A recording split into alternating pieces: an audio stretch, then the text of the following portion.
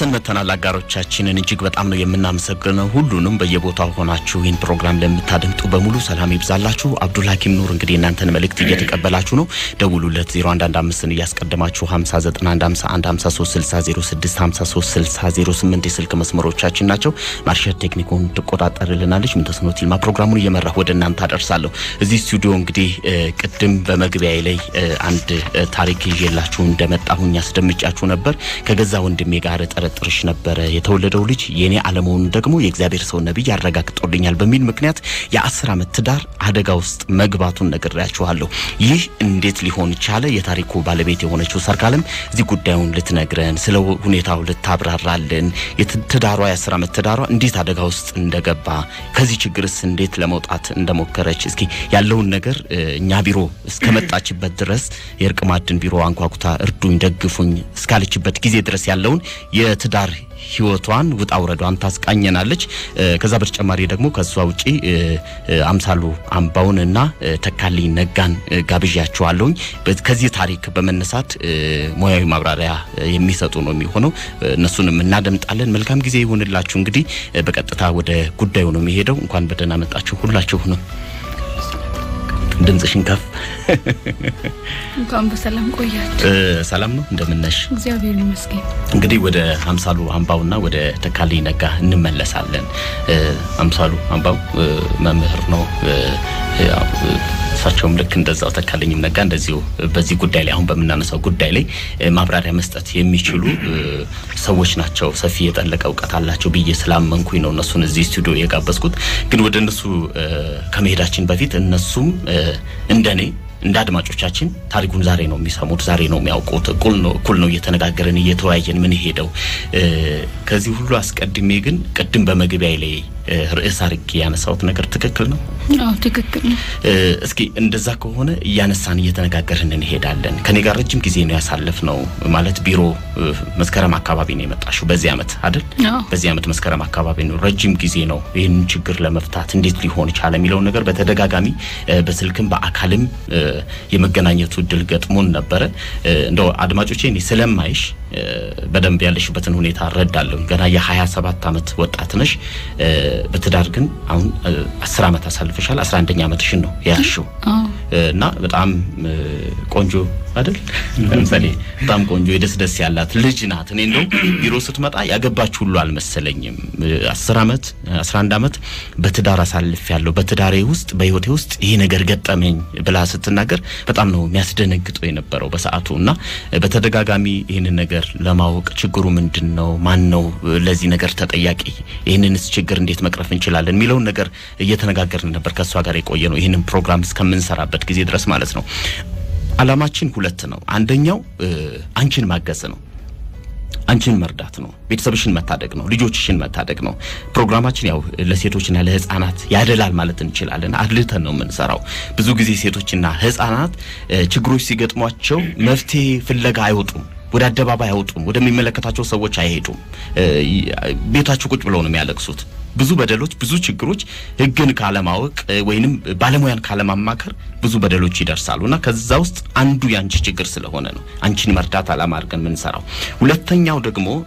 ሱም ዋንኛ ምክንያታችን በየቤቱ ሆነው ይህን ፕሮግራም ጠብቀው ትዳራቸውን የሚያከሙ የሚያስተካክሉ ብዙ አድማጮችም አሉ በየቤቱ ሆነው የሚሰሙን እነሱን ትዳር ያነጻጸሩ ችግሮቻቸውን ለመቅረፍ የሚሰሩ አድማጮችም አሉና አድማጮቻችንን ማስተማርም አንዱና መሰረታዊ አላማ ስለሆነ ነው በእነዚህ በሁለቱ ምክንያቶች የዛሬውን ፕሮግራም እንሰራዋለን ቅድም በመግቢያ ላይ የተወለደው ልጅ አንቺ አይደለም ተብዬ የ10 ዓመት ትዳሬ አደጋ ውስጥ ገብቷል ይሄንንም የእግዚአብሔር ሰው ነብይ አረጋግጦልኛል ብሎ ነው ባለቤትሽ የፈታሽ እንዴት ነበር የተዋወቃችሁት እስኪ ከዛ ጀምረን እስኪ እንዴት ተዋወቃችሁ እንዴት ተገናኛችሁ ይያል እስኪ እንነጋገር ሰርካር እኔ ገጠር አካባቢ ነው የተወልጄ ያደግኩት 8ኛ ክፍል ተማሪ ሆኜ እሱ ወደ ገጠር መጥቶ እኔ ትምህርት ቤት እየሄድኩ እኔን አይቶኛል ከዛ ለቤተሰቦቹ ነገረ ቤተሰቦቹ የተጠየቁ በዛ ነው አንቺ 8ኛ ክፍል ተማሪሽ መቼ ነው ዓመተ ምህረቱ 98 ዓመተ ምህረት ትንሽ ተጋበይ ወደ ማይኩ በ98 ዓመተ ምህረት መጨረሻ አካባቢ ነው ማለት ነው አንቺ 8ኛ ክፍል ተማሪ ነበርሽ አዎ ከዛ 99 ነው ግን አንድ ላይ መኖር ጀመር በዚህ ዓመተ ምህረት አንቺ 8ኛ ክፍል ተማሪ ሆነሽ ፈልገሹ ፈቅደሹ ወደሹ ነው ያገባሽው አይደለም ታደለም ያገባሽው እሱ ምንና አውቀኝም በአካል አንድ ቀን ነው እኔ ያየና አላየው የሱ ቤተሰብ የኔን ቤተሰብ ጠየቁ በዛ ነው በቃ ያለቀ እንዴት ፈቃደኛ ሆንሽ አንቺ የ8ኛ ክፍል ማለት የ16 ዓመት ወጣት ሆኛለሽ በሳቱ ስለዚህ በዛ እድሜሽ በግዴታ ነው ለትዳር የታጨሽው አንቺ ሳትፈልጊ ሳትወጂው ነው ማለት እንችላለን በግዴታ አይደለም አገቢ ሲሉ እሺ ብዬ ነው ያገባው ማታውቂውን ሰው ለምን እሺ ብለሽ አገባሽ ዝም ብዬ እሺ እዛ አካባቢ ማለት ያደግሽበት ማህበረሰብ ባህሉ ወጉ እንደዚህ ነው ትዳር ማለት በዛ ጊዜ በዛ እድሜሽ 16 ዓመት ልጅ ነሽ ህፃን ነሽ በዛ እድሜሽ ያለሽ ስለ ትዳር ያለሽ ግንዛቤ ምን ነበር ማለት የመጣውን ሰው አገባለሁ የሚል ነገር ነበርሽ ወይስ እዛ ገጠር ስለሆነ ትዳር የሚፈጸመው እንደዚህ ነበር እንደፈለጉ ነው እሺ ከዛ በኋላ ምን ሆነ እስኪ ንገሪ በቃ አገቢ ሲሉ አገባው ነው መጣሁ አዲስ አበባ መኖር ጀመር አንድ ላይ ከማጋ ከሱ ጋር እሺ ሲመጣ እሱ መጀመሪያ ብቻውን አይደለም ምኖር ካንደ ሂቱና ካንደ ወንድሙ ጋር ነው ምኖሩት እሺ የቤተሰብ ቤት ውስጥ ነው ምኖሩ ነው መጥቼ ከነሱ ጋር መኖር ጀመርኩ በዛ ነው የተጀመረው ጋይዮት እሱ አግብቶሽ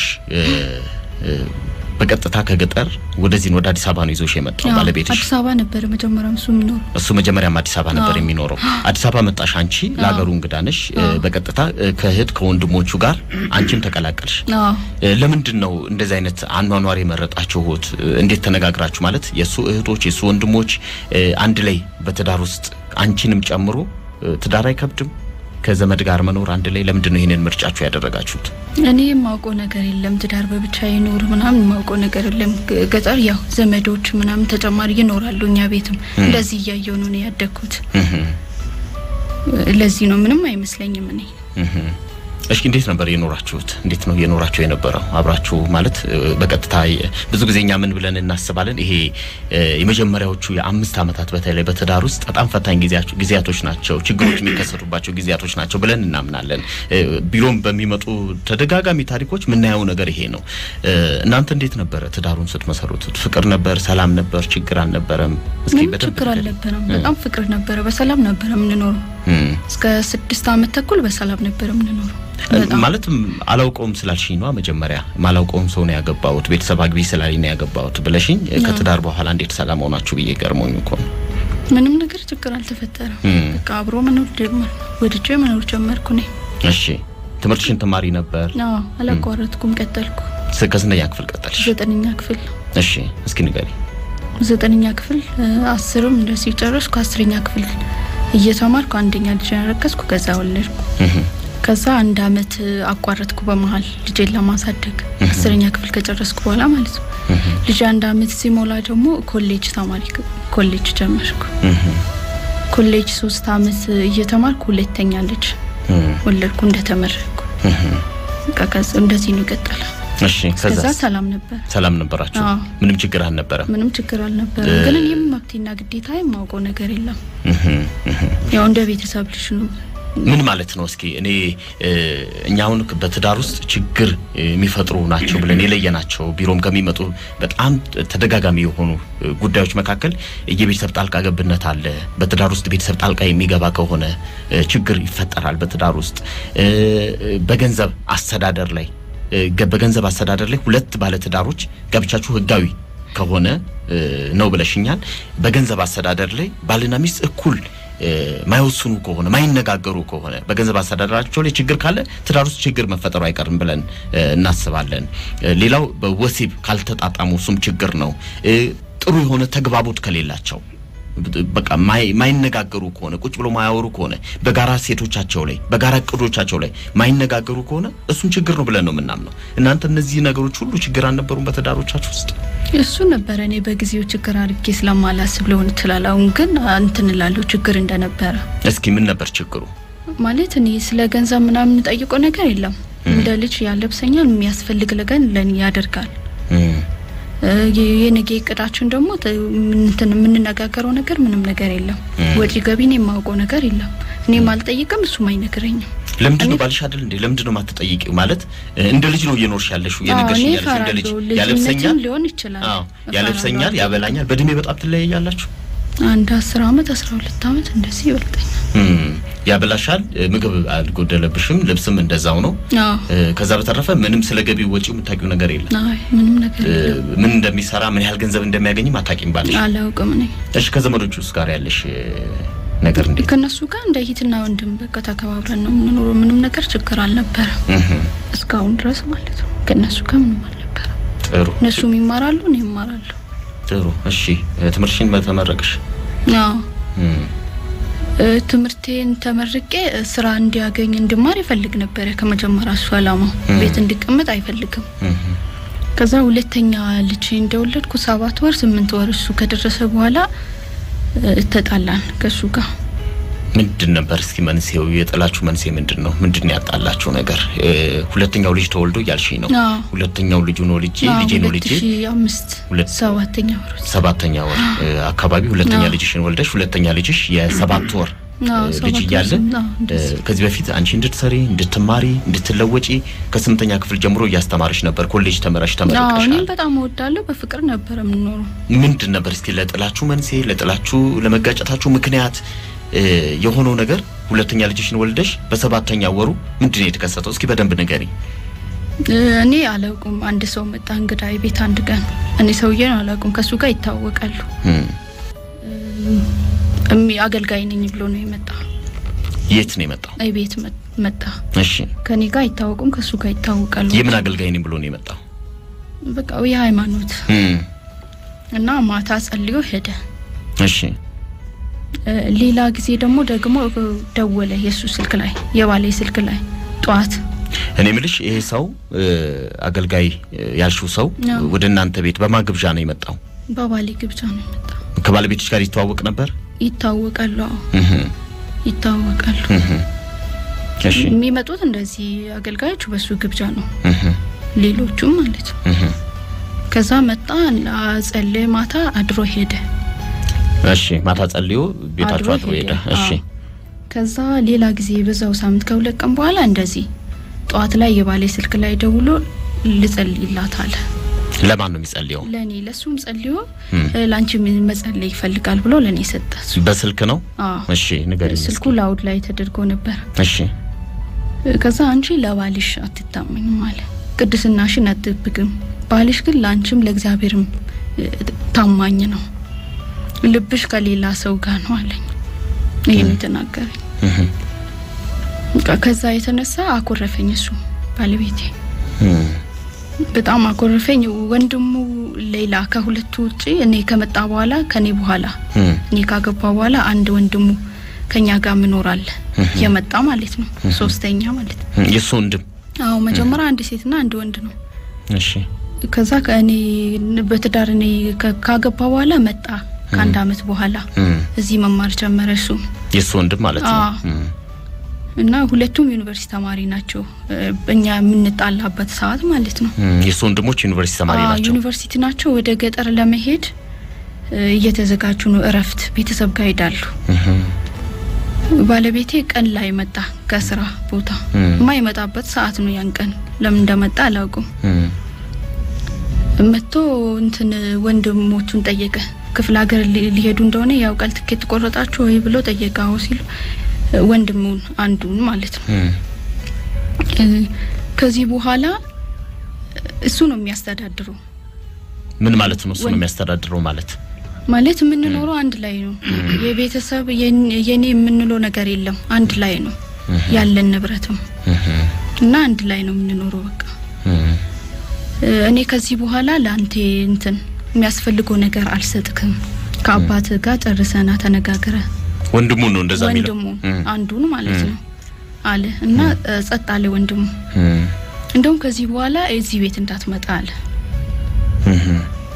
በዛው ሰዓት እንደውም አሁን ብትወጣ ደስ ይለኛል አለ በዛው መሃል ወንድሙ እንደበደበስ ባለቤቴ እሺ ሌላ አንዱ ወንድሙ ስላለ እንትና አገለገላቸው በመሃል ገብቶ ያኛ መልጦ ከቤት ወጥቶ ሄደ ከዛ እኔን አኮረፈኝ በቃ ኩርፊያው በዛው ቀጠለኝ ወደ ክፍለ ሀገር ሄደ በዛው ሳምንት ውስጥ የት ነው የምትሄደው ብዬ ስጠይቅ በፊት ነግረኛል ክፍለ ሀገር ሲሄድ የት ነው የምትሄደው ብዬ ስጠይቅ አልነገረኝም እንደፈለግሽ እንድትሆኝ ልሄድልሽ ብሎኝ ነው አለ ግን የሚሄደው ለስራ ምክንያት ነው የት እንደሄደ አላውቅም ብዬ እኔ ለሌላ እህቱ ደወልኩ እንዲ ተፈጥሯል የቤት ውስጥ ብዬ ለሷ ነገርኳት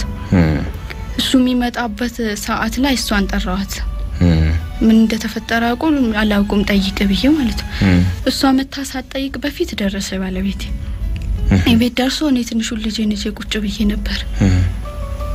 ከዛ ቤት ልጅም አለን አለ የልጆችን ስም እኔ ነበር ያወጣው የሁለት ተስማምተን ነው ወዶን የተቀበለ እስከ 7 ወር በሱ እኔ ባወጣ ስም ነበር የሚጣራ እና እንዴ ስምማ አይከለብለኝ ስም አወጣናል ከወንድሜ ጋር ነው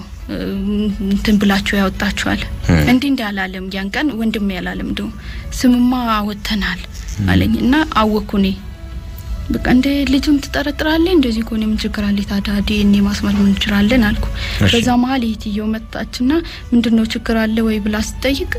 ምንም ችግር የለም አለ አይ ችግር እንዳለ ማስተዋል ስለነገረች ነው የመጣው ሲል እኔ እሱ ያለኝ ነገርኳት ለሷ እንዲ ያለ ነው ልጅም የኔ አይደለም ብሏል ሲል በጣም አለቀሰት ከየት ነው ያመጣክ ይሄን ብላ ደንግጣ የሱት ናት አዎ የሱ ሂት ናት እና እሷን ቤት አስቀምጦ ወጣ አላናገረንም ሁኔታው በጣም እሷ ስለፈራች በቃ እኔ ቤት እንሂድ ብላ እኔና ልጆቼን ይዛ ወደ ቤቷ ሄድን እቤቷ መጣ አድሮ እኔና ልጆችን ለሙሰድ መጥቶ እንሂዳለ ወደ ቤት ለምን ትሄዳለች ለምን መጣች ለምንድነው የምትሄደው ምንድነው ችግሩ ተነጋግረን እንፈታለን ችግሩን ነገር ስትል በቃ አይ ወሬ ሰምቼ ነው በቃ እንሂድ በቃ ይቅርታ አለኝ አንቺ ነው ይቅርታ ይጠይቀሽ ዝም ብሎ እሷ እንደዚህ ስላለች ነው ዝም ብሎ ተነሽ ሲል እኔም ባሌ እንደዚህ ቢያረግ ደስ ይላል ወይ ለምን እንደዚህ ታደርጋለች ስትል ነው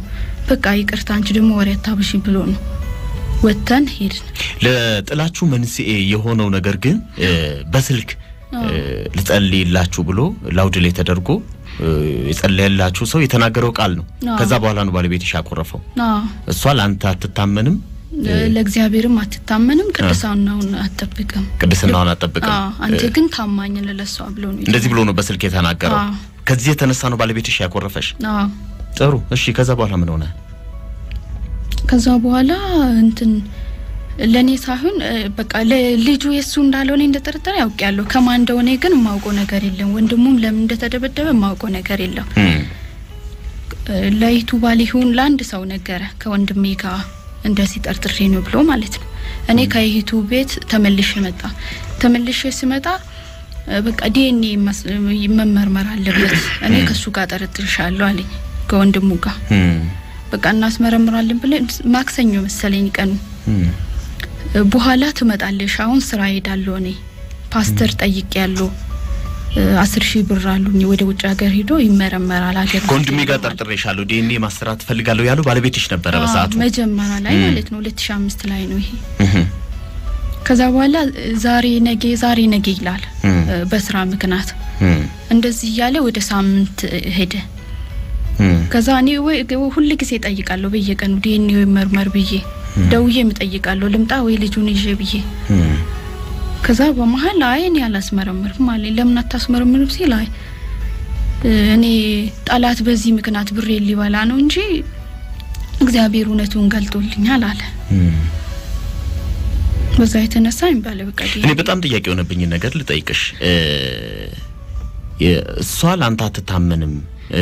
ቅድስናዋን አትጠብቅም አንተ ግን እንደዚህ አንተ ታማኝ ነህ ብሎ በስልክ የተናገረውን ሰው አግኝታችሁ እናንተ ቁጭ ብላችሁ በዚህ ጉዳይ ላይ ተነጋግራችኋል እሱ ከማክሮፉ በፊት ይሄ ነገር ያደገ ከመሄዱ በፊት እናንተ ቁጭ ብላችሁ ምንድነው ይሄ ነገር እውነት ነው ውሸት ነው ወይ ምንድነው ነገሩ እሱ ከገዛው ወንድሜ ጋር ጠረጠርሻለሁ ብሎ ነው ይሄ ነገር በስልክ ከመጣ በኋላ ይሄ መልእክት በቀጥታ ተቀብሎ ነው እሱ ማለት ይሄ ነገር በመካከላችሁ ያለው ልዩነት እየሰፋ የመጣው ለምንድነው ቁጭ ብላችሁ መነጋገር ያልቻላችሁት ለምንድነው በዚህ ጉዳይ ላይ መነጋገር መወያየት ያልቻላችሁት ለምን ነበር እሱ በቃ ሰውየውን በጣም ያምናል 100% ያምናል ከዛ በኋላ የቤት አይመጣም ሰውዬ ይምጣ ብያለሁ እኔ ጥራ ብያለሁ እሺ እና እሱ እውነቱን ስራሽን ስለገለጠ ነው እሱን የሚጣላኝ ነው ምለው እሱ ባለቤቴ ይሄን ሰው መተጣዩ ያንቺን ስራ ስለገለጠብሽ ነው እንደዚህ ነው ምለው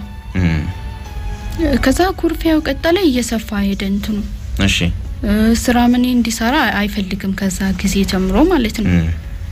ከዛ ኩርፊያ በጣም ሲበዛ እኔ ለቤተሰብ አልነገርኩም ነበር ለኔ ቤተሰቦቼ ምንም ማውቁ ነገር የለም እሺ ከ3 ወር በኋላ እንደዚህ በጣም ሲበዛብኝ ልጆችን እሺ እዚህ ያባቴ ያክስታለች እሷ ጋር ሄድኩ እሺ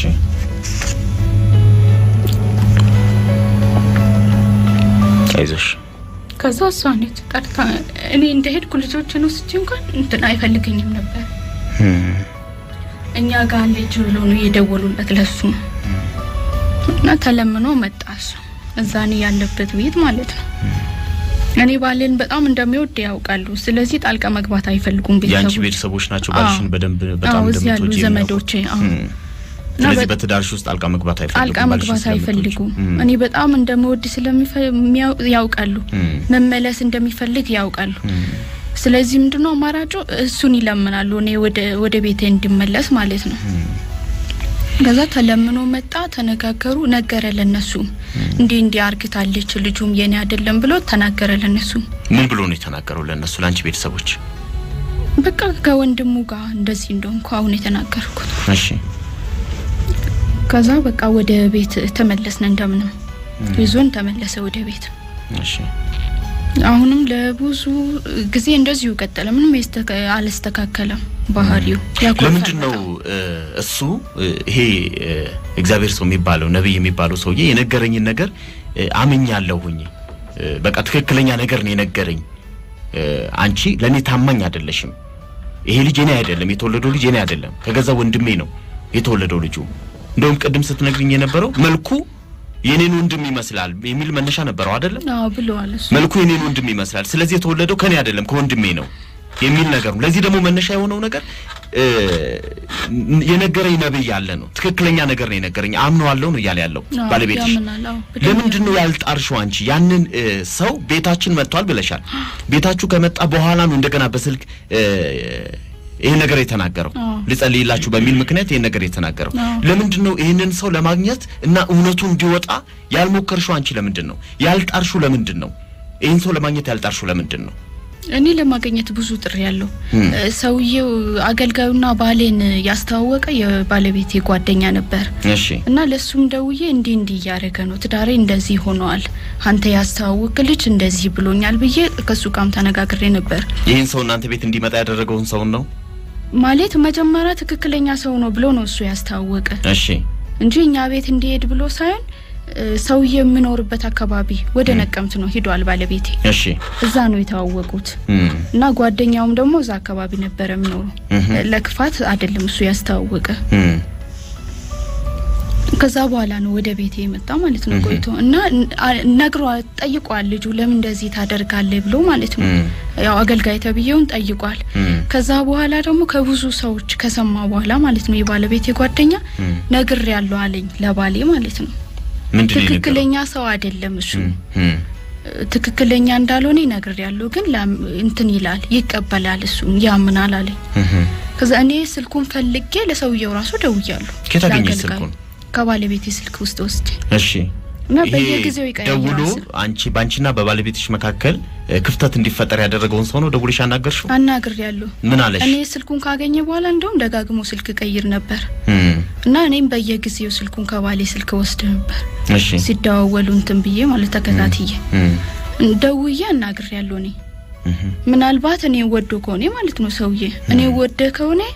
ከባሌ ጋር ከተለያየን በኋላ እኔ ፈልጎ ከሆነ ብዬ ጠይቄያለሁ እኔ በጭራሽ አንተን አልፈልግም ስለዚህ ከተዳሪ ማሉጣ ብያለሁ ሰውየው በስልክ ነው ይሄንን የምትዩ አዎ በስልክ እንጂ በአካል አግኝቻለሁ አውቅም እኔ እሺ በአካል ከዛ በኋላ ይገናኛሉ ከባሌ ጋር ሲመጣ የቤት አይመጣም እንጂ ውጪ ይገናኛሉ እና በጣም ይጠቀማል እሱ ከባሌ ምንድነው የሚጠቀመው ብር እንትን ይላል ይሰጣል ባሌ ለሱ ብር ይሰጣል በምን አወቅሽ አንቺ ይሄንን እኔ የባለቤቴ ስልክ ሪከርድ ያደርግ ነበር በፊት እሱ ሚዞ እሺ ከሰው ጋር እየተነጋገረ ማለት ነው እና የትምርት ቤት ክፍያ ብሎ ሲጠይቅ ሪከርድ ሆኖ ነበር የሚያወሩት መካከል ማለት ነው እየሰማ ምበላ ነገር አጣ ብሎ ሲጠይቅም ሰምቼ ነበር ስለዚህ እሱ ማጣት አይፈልግም እሱ ስለሚጠቀም ምን አለሽ አንቺ ከትዳር ይውጣልኝ ባክ ምናምን በትዳሪው ችግር አትፍጠር ብለሽ ስትነግሪው በስልክስ እኔ ምንም ነገር ያልኩት ነገር የለም ነው ያለኝ ሰምቻለሁ ብለሽኝ ይል እንዴ አሁን በስልክ እሷ አትታመንም ቅድስና የላትም እኮ ብለሃል ብዬ እኔ ለምን እንደዚህ ያልክ ብዬ መጀመሪያ አካባቢ ይንሰማኝ በጣም ነው የደነገጥኩት በጣም ፈራው ሰውዬው ራሱ ከአመት በኋላ እንደዚህ ነው ያናገርኩት ማለት ባሌን በጣም ነው ምፈራ ከዛ በኋላ ከአመት በኋላ እንደዚህ ነው ሰውዬውን ያናገርኩት እኔ ስለዚህ እኔ ምንም ነገር የተናገርኩት ነገር የለም እናንተ ቤት የመጣቀን የቀዳችሁት ነገር ቪዲዮም ይሁን ምንም መረጃ ካላችሁት ለኔ ታሳያላችሁ ትመጣለው ቤታችሁ ነው ያለኝ እኔ ስደውል እንደውም በጣም እግዚአብሔር ያሳፍርሻል እኔ ላይ የእግዚአብሔር ሰው ላይ እንደዚህ በመናገርሽ ነው ያለኝ እሱ አላምንም አላልኩም ነው ያለኝ ግን አጥንተሻል ስለሰው የሆነ ነገር ያየ አጥንተቻ እኔ በብዙ ሰዎች አስጠይቄያለሁ እሺ ምንድነው ያገኘሽው ሰውዬ እኔ እንደሰማው ለኔ ብቻ ሳይሆን ለማንኛውም ሴቶች ላይ መልካም ነገር እንደማይናገር ነው ራሱም ደግሞ አገብቶ የፈታ እንደሆነ ነው የሰማው ማለት ዳር ነበር ፈቷል ራሱም እና ህብረት ውስጥ እንደሌለ ነው የትኛው ህብረት ውስጥ እንደማይገኝ ነው ያውቁት ሰውዬ በዚህ ምክንያት ግን ትዳራችሁ ልዩነት ትክክለኛ አገልጋይ አይደለም በእግዚአብሔር ስም ዝም ብሎ ሌሎቹ ሌላ ሰዎች በትክክል የሚያገለግሉትን ስም ለማጥፋት እንጂ ትክክለኛ አገልጋይ አይደለም ሰውዬው ይኑኒ ማም በዚህ ምክንያት ግን ባንቺና በባለቤትሽ መካከል የተጀመረው ማለት ክፍተት የተፈጠረው ክፍተት በዚህ ሰው ምክንያት ነው በዚህ ሰው ምክንያት ነው ክፍተቱ የተፈጠረው ከዚህ በኋላ እየሰፋ ነው የመጣው ባለቤትሽ ይሄንን ሰው በጣም ያምነዋል ትክክል ነው ብሎ ያምነዋል መንፈሳዊ ሰው ነው ብሎ ያምነዋል ይሄንን ሰው ስለዚህ ምንም መደራደር አልቻላችሁ ባለቤትሽ ዲኤንኤ ይሰራ ይዘጋጀ ዲኤንኤ እናሰራ ብሎሽ ነበር ሁለተኛው ልጅ የተወለደው ከኔ አይደለም ብሎ አይ እኔ ከዛ በፊት ሰውዬውን ስጠይቅ በስልክ ደውዬ ማለት ነው እኔ ምንም ነገር ስለተዳራችሁ የተናገርኩት ነገር የለም ማለት ግን ስራ ተቀጥራ እንዳሰራ ብያለሁ ነው ያለኝ ለምንድን ነው ተቀጥራ እንዳሰራ የሚለው አንቺን ለባለቤትሽ ነው የኔ ነገር የሚነግረው ነግሬያለሁ እኔ ይሄ ነው የተናገርኩት ለሱ ማለት እሺ እንደዚህ ነው ያለኝ እንጂ እኔ ስለተዳራችሁ ምንም ነገር የተናገርኩት ነገር የለም ማለት እንግዲህ እኔ በጆሮዬ ነው ሰማ ለኔ ነው እንደዚህ ያለኝ ጥሩ ዲኤንኤ እናሰራ የተወለደው ልጅ ያንተ አይደለም ብሎ የእግዚአብሔር ሰው ነብይ ነግሮኛል ካለሽ በኋላ ዲኤንኤው ተሰራ ውጤቱስ ምን ሆነ ሚለው ነገር እየተነጋገርን እንቆያለን እዚህ አጠገቤ ሁለት እንግዶች አሉ እነሱም በዚህ ጉዳይ ላይ ሐሳባቸውን አስተያየታቸውን ይሰጡናል በእያላችሁበት ሆናችሁ በመከታተል የምትገኙት የእርቅ ማዕድ የሬዲዮ ፕሮግራም ነው እስከ 11 ሰዓት ድረስ የሰርካለምን የትዳር ህይወት እየፈተሽን አብረን እንቆያለን መልካም ጊዜ ይሁንላችሁ መልክ ሰምተን እንመለስ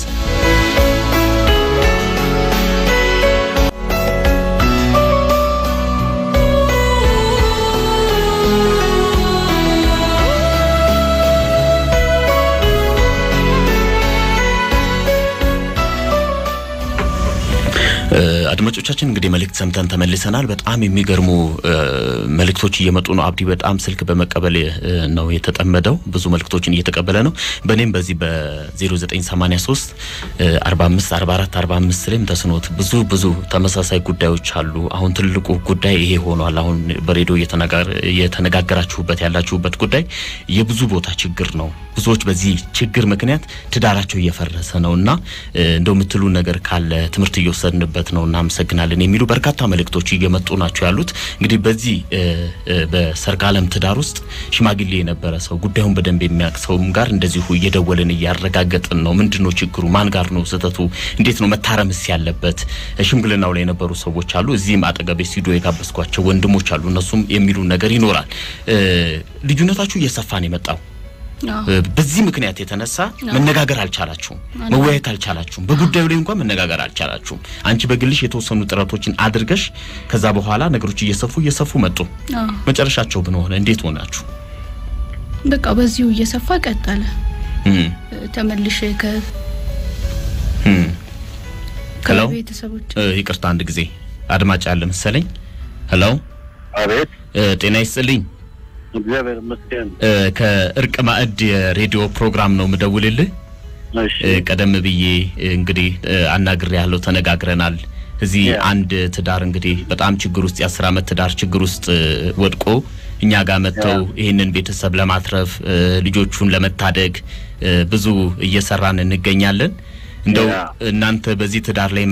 ጣልቃ ገብታችሁ ነበር በሽምግልናም ጉዳዩን እንዲፈታ ብዙ እንደደከማችሁ እዚህ ባለ ታሪክ ሆና እዚህ እኛን ያናገረች ያለች እህታችን ነግራናለች ብዙ ደክማችኋል እግዚአብሔር ሰው ነብይ ነግሮኛል የተወለደው ልጅ አንተ አይደለም ሚል ምክንያት ነው እንግዲህ 10 አመት ትዳር እየፈረሰ ያለው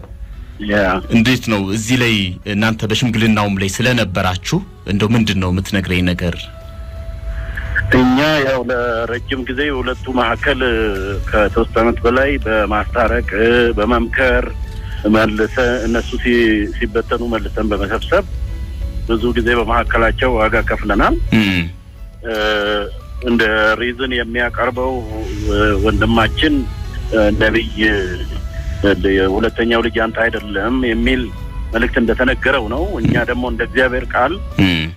እግዚአብሔር ትዳር ላይ በእንደዚህ አይነት መልኩ አይናገርም እግዚአብሔርም ቃል የሚደግፈው አይደለም ያ ተናገረ የተባለው ነብይ ምናልባት ከሷ ጥላቻ ስላለው ሊሆን እንደሚችል ገምተን ምክንያቱም ሁለቱ መሐከል ከዚህ ውጪ ትንቢታዊ ከሆነ ነገር ውጪ ምንም አይነት ክስተት እኛ አያየን በትክክል ጤናማ የቤተክርስቲያናችን አባላት ናቸው እሱም ደግሞ የቤተክርስቲያን አመራር ላይ ያለ ሰው ነው አስታርቀን ብዙ ጊዜ የዘጋነው ነገር ነው አሁን እንግዲህ መልሰው እንዴት እንዳገረሸ ባናውቅም ይሄ ነው ብዙ ደክማቸዋል እዚህ ላይ እሷን በደንብ ስትነግረን ነበር እንደው ልጁ በዲኤንኤ ምርመራ እንዲመረመር ጉዳዩ እንዲፈታ ነገጧት ይሄ ልጅ አባቴ ማን ነው ብሎ መጠየቁ አይቀርም እንደው በሽምግልናም ላይ የነበሩ ሰዎች እዚህ ድረስ እንደሄዱ እንደደከሙ ብዙ ነግራኛለች ስለናንተ እንደው ተመሳሳይ ብዙ ጉዳዮችም እየመጡ ነው እኛ ቢሮ እንደ ቢሮ ምናስተናግደው ያ ቤተሰብ ላይ ነው እየሰራን ያለ ነው እናንተም ቤተሰብን ነው እየደገፋችሁ ያላችሁት እንደው ተመሳሳይ ታሪኮች እየበዙ መጥተዋል እንደው እንደ የሚመለከተው አካል የሚነግሩን ነገር ምንድነው በዚህም በሽምግልናውም ላይ በኃላፊነትም የሚመለከቱት ሰው ስለሆኑ እንደው ማስተላለፍ የሚፈልጉት ነገር ምንድነው እኛ እኔ እንደ ቤተክርስቲያን እረኛ ማስተላለፍ የምፈልገው ነገር በዚህ አንደኛ ቤተክርስቲያን ብቻ ሳትሆን ማህበረሰቡን በዚህ ዙሪያ ጥሩ ግንዛቤ ሊኖረው ይገባል ትዳር ማለት የቤተክርስቲያን መሰረት ነው የሀገር መሰረት ነው ከዚህ አንፃር በሆነ ትንቢት በሚመስል በሆነ ተቃቀን ነገር መፍረስ የሚችል ነገር መሆን የለበትምና እዚህ ላይ በመቆም ነው እኛ እስከምንድነው ይሄድነው በማስገደድ እንደው በዲኤንኤ ነገሩ ይታይ እኛ እስከ ኮሪያ ሆስፒታል እስከ ውጭ ሀገርም ድረስ ዲኤንኤው መታየት እንዲችል በህጋዊ መልኩ ማድረግ ይቻላል ከዛ ውጪ እንዲሁ በከንቱ ትዳሩ ማፍረስ ተገቢ አይደለም በሚል ወግተናል ለምንድነው ዲኤንኤው ታዲያ ምርመራ ውጤቱ እንዲታወቅ ያልተፈለገው እንደው በሽምግልናው ያያችሁት ነገር ይኖር ይሆን ብዙ ጊዜ ቀጥሮን ወንዱ ክፍል ሐሳቡን ቀየረ እንዳልፈለገ ሐሳቡን ብዙ ጊዜ በመቀየር አሳወቀን ከዛ በኋላ እኛ ከቤተክርስቲያን አባልነት አገድን ማለት ነው በዚህ መልኩ ነውና እኛ አሁን ትዳሩን ያፈረሰ ሰው ቤተክርስቲያን ውስጥ ማገልገልም ሆነ ቤተክርስቲያን ውስጥ ባሉ ማህበረሰባዊ ነገሮች ውስጥ ሶሻላይዝ ማድረግ እንደማይችል አድርገን ከአገልግሎትም አገድን ማለት ነው ድረስ ነው እርምጃ የወሰድነው ነገር ግን ቤተክርስቲያን እስካሁን ድረስ ትዳሩ እንደፈረሰ አድርጋ አይደለም ወስዳ ተቀምጣ ያለችው እየጸለየች ነው ያለችው ቤተክርስቲያን ተመልሰው የሚታረቁበት ሜካኒዝም ገና በጸሎትም በአንዳንድ ሁኔታዎች ሙከራ ለማድረግ ነው የምናስበው እኛም እንግዲህ ያው እየሰራን ያለ ነው ይሄ ቤተሰብን መታደግ ነው ቤተሰብ መሰረት ነው ልጆች ተወልደዋል ሁለት ልጆች አሉና ይሄን ችግር ፈተን እስከ መጨረሻው ችግሩን እየፈታን በየትኛው ማጋጣሚ መፋታት መፍትሄ አይሆንም ይሄ የኛ ምን ተጠቀመው ነገር ነው ፍቺ መፍትሄ አይሆንም ችግሮችን መፍታት እንችላለን ትዳርን ግን መፍታት መፍትሄ ሊሆን አይችልም ችግሮችን መፍታት ምንችልበት መንገድ ድረስ መሄድ አለብን ብለን እናምናለን እዚህም ላይ ነው እየሰራን ያለ ነው እውነት ለመናገር ስለሰጡኝ አስተያየት እጅግ በጣም ነው ማመሰግነው አመሰግናለሁ እግዚአብሔር ይስጥልኝ እኔ ጌታ እኔም አመሰግናለሁ ያው መጽሐፍ ቅዱስም የትኛውም እዚህ ዓለም ላይ ያለ ዕውቀት እግዚአብሔር መፋታትን እጠላለሁ ነው የሚለው እግዚአብሔር የጠላውን መውደድ ለማንም ሰው ተገቢ አይደለም ፈጣሪ የጠላውን ነገር መቀበል ተገቢ አይደለም እና ጥሩ ነው እኛ ለየትኛው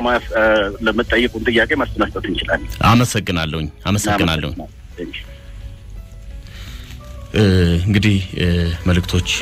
ያው እየሰማን ያለነው በሽምግልናው ላይ የነበረ ሰው ነው አሁን እየነገረን ያለነው በተደጋጋሚ እዚህ ቦታ ላይ ሽምግልና ነበርኩኝ እኔ ተገኝቻለሁኝ ስልክ አለ እንግዲህ ባለሙያ ስልክ የደወለ ይመስለኛል መሰረት ጋር እየሞከረ ነበር አብዲ እሱ ስልክ ከገባልኝ እስኪ ያናገራታለሁኝ ሄሎ ተቋርጧል ተመልሶ እንደሚደወል ተስፋ አደርጋለሁ ከህግ አንፃር ይሄ ነገርስ እንዴት ይታያል የሚለው ነገር ነው እያየን እየተነጋገርን ምን ቆየው በመካከላችሁ ባንቺ ትዳርና በባለቤትሽ ትዳር መካከል ሽማግሌዎች ገብተዋል ለማሳረቅ ጉዳዩ የተወለደው ልጅ ያንተ አይደለም የእግዚአብሔር ሰው ነብይ ነግሮኛል ነው መሰረታዊ መነሻ ምክንያታችሁ ከዛ በፊት ሰላም ጤነኛ እንደሆናችሁ ትዳራችሁ ጤነኛ እንደሆነ ሰላም እንደነበረ ምንም አይነት ችግር ከፍቅር ውጪ ምንም አይነት ችግር በመካከላችሁ እንዳልነበረ አሁን በስልክ የገባው ሰው ሐላፊም ነው የሚመለከተውም ሰው ነው እንደገና በሽምግልናም በተደጋጋሚ ባለቤትሽ ግን ፈቃደኛ አልነበረ በዲኤንኤም እንዲመረመር ለማስመርመር እስከ መጨረሻው ድረስ እንሄዳለን ብለን አስበን ነበር ግን የሷ ባለቤት ፈቃደኛ አልነበረም ከዚህም የተነሳ ከአባልነት ሰርዘነዋል ይያሉ ነው አንቺ ሄድሽበት እሺ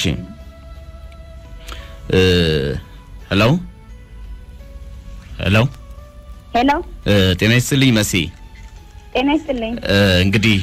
መሰረት ትገኛለች እዚህ አየር ላይ በማንኛውም ፍርድ ቤት ጠበቃና የህግ አማካሪ ናት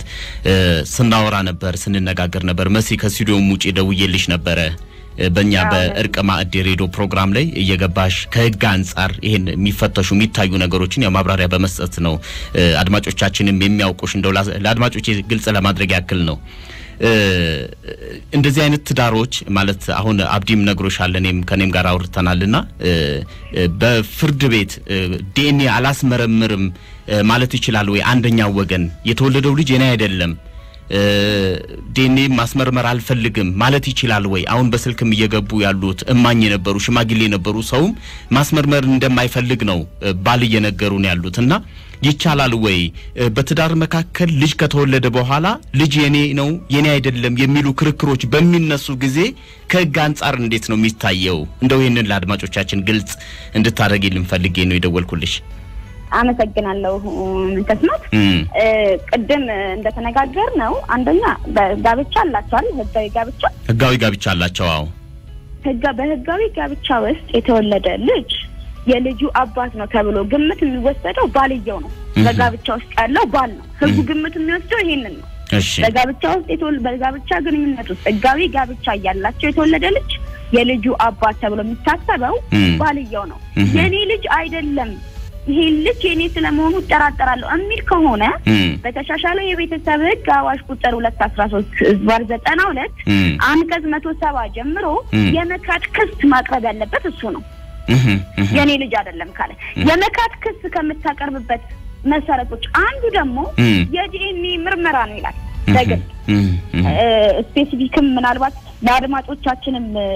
ግልጽ እንዲሆን እሱንም ባነብልህ ደስ ይለኛል ህጉ የሚለው ነው ማለት ነው የመካድ ክስ ሲቀርብ ፍርድ ቤት የመካድ ክሱን ተቀብሎ በዚህ የኔ ልጅ አይደለም በጋብቻ ውስጥ እንግዲህ ግንኙነት ያላቸው ባልና ሚስቶች ልጅ ሲወለድ ህጉ ቤዚክሊ ግምት የሚወስደው የባልየው ነው ብሎ ነው ባል ግን ይሄ ነገር የኔ ልጅ አይደለም ሲል የሚልበት ምክንያት ኢቭን የመካድ ክሱን ራሱ ማፈቀጃለሁ ፍርድ ቤቱ የመካድ ክሱን ራሱ ተቀብሎ የሚፈቅድለት ያቀረበው ነገር ተአማኝነት አለው ወይ የሚለው መዝኖ ነው መጀመሪያ ህጉ ይሄንን ክሊርሊ ያስቀምጣል ይሄ ምን ማለት ነው በጋብቻ ውስጥ ያለ ልጅ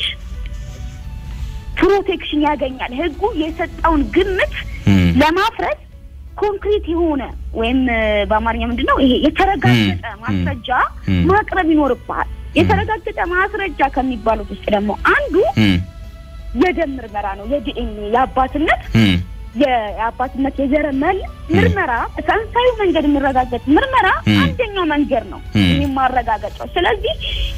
ህጉ የሚሰጠውን ግምት አንደኛ ማፍረስ ያለበት ልጅ አይደለም ሲል ምናልባት ለፍቺው ምክንያት ሊሆን ይችላል ኦፍ ኮርስ በትዳር ውስጥ መኖር የፍቃድ ጉዳይ ስለሆነ በግድ ኑር የሚል ህግ አይኖርም ነገር ግን በትዳር ውስጥ የወለደው ልጅ ክዶ የሱ ልጅ አለመሆኑን እስካላረጋገጠ ጊዜ ድረስ የኔ ልጅ አይደለም የማለት መብት አይኖርም ልጁንም አስመልክቶ ሊሰጡት ያሉበትን ግዴታ እንደ አባት ማለት አንድ አባት ልጅን ለማሳደግ የሚጠበቅበትን ግዴታ ይወስድበታል ይሄ ልጅ የኔ ልጅ አይደለም እኔ አልወልኩም ካለ ደግሞ እንዳልኩ ይሄን ያቀርባል የመካት ክስ ያቀርብና ይሄን ህጉ የሚሰጠውን ግምት እሺ የሚያፈርሰው ደግሞ በዲኤንኤ ምርመራ አሁን በስልክም ገብተው ሽማግሌ የነበሩ ሰዎች እንደሚነግሩን እሷን በግልጽ እዚህ እየነገረችን ያለችው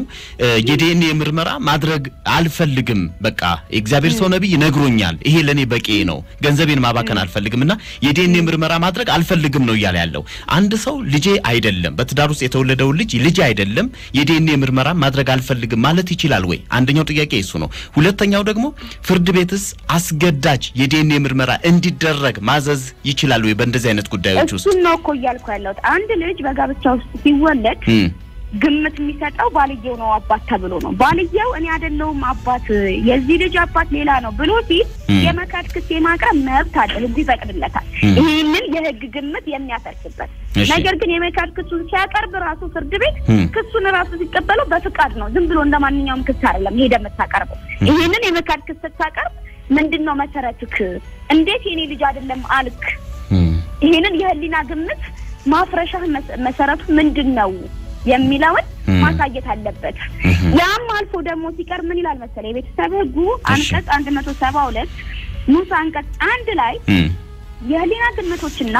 ከባድ ምልክቶች የሚባሉት ልጅ ነው ከተባለው አባትነት ጋር የማይስማሙ ለመሆናቸው በሳይንስ ዕውቀት ተለይተው የሚታዩ ተጨባጭ ማስረጃዎች ሊሆኑ ይችላሉ አንድ እኔ ልጅ አይደለም ሲል እንዳው ምሳሌ አባትነት የሚረጋገጥበት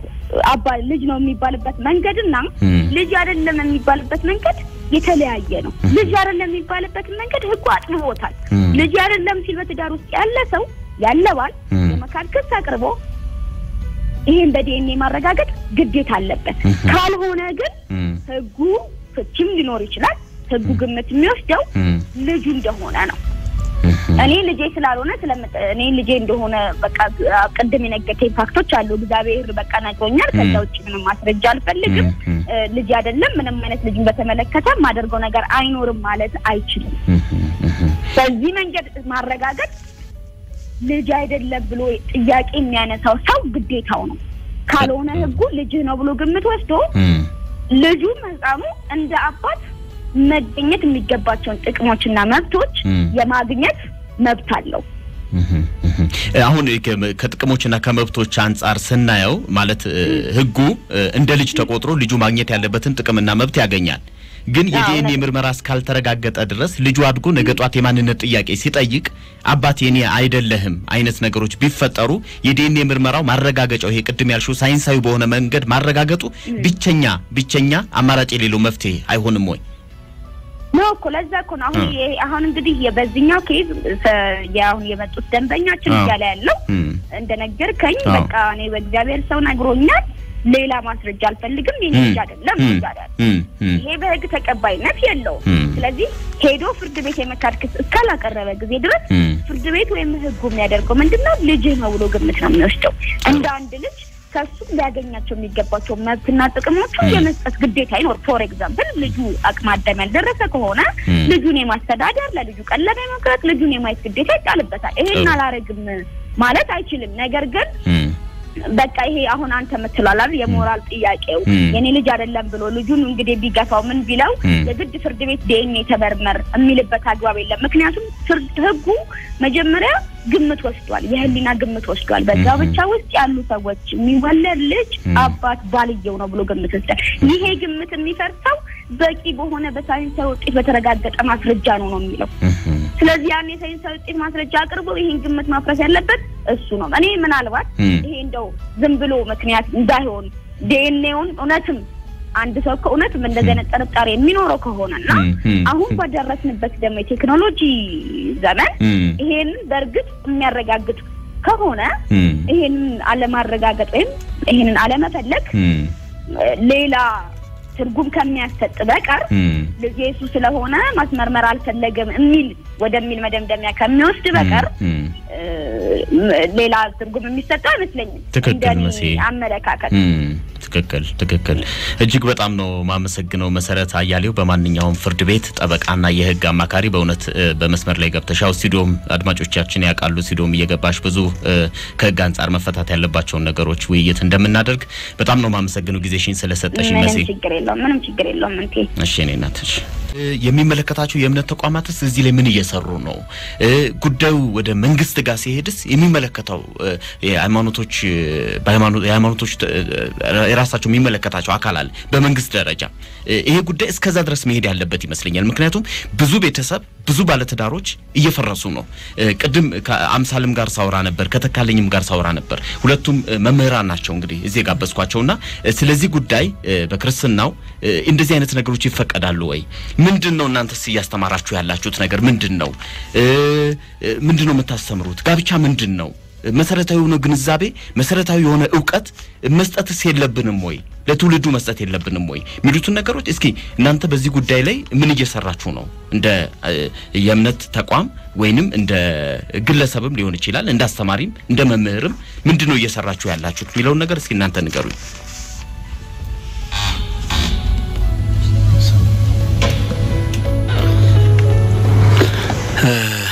በጣም የሚያሳዝን ታሪክ ነው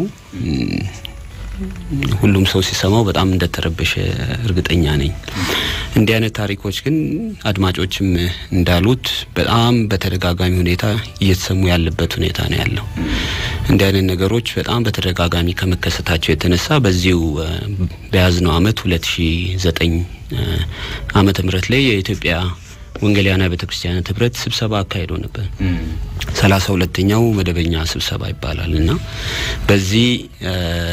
መደበኛ ስብሰባው ላይ ያደረገው ነገር